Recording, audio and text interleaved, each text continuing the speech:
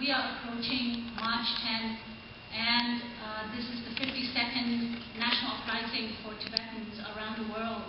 And we represent also a non-violent, peaceful movement that is led by your Nobel laureate colleague, His Holiness the 14th Dalai Lama.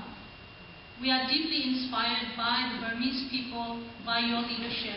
And I want to ask you, how can those of us, the scatterings of Burmese and Tibetans and fellow democratic-seeking freedom activists around the world, come together, work together to galvanize our voices and our strength and do what you are single-handedly leading in Burma across the world, as we have seen in the Arab world recently? How can we bring that fervor into Asia? And what advice do you have to keep the inspiration alive for those of us who are activists around the world? And I pray for your long life and your safety. Thank you very much. Thank you very much. I have great reverence for the Holiness of the Dalai Lama, teaching about the compassion and loving kindness and a peaceful movement. I think that we all work at opening up our hearts and minds to be able to see through unity. I must take the opportunity here to say that I have always been concerned about the lack of unity among the different groups, different Burmese groups working outside Burma as possible.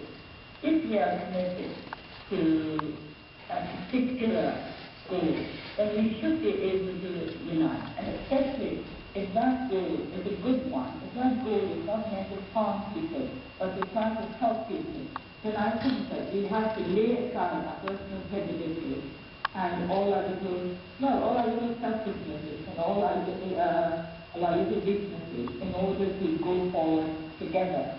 I would be so appreciative if all the Asian people of the world could get together, or at least the freedom-loving Asian people of the world could get together and work together, not just for a particular country or a particular people, but for all those people in all those countries which are suffering from oppression.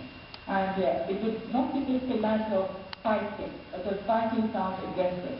It's not just fighting for what you want, but it's also a matter of making people understand that what you want is, in the long run, something that will benefit everybody concerned. I think I said earlier that this is something we would like the military to understand in Burma. But what we're doing is for them just as much as it is for the rest of the country.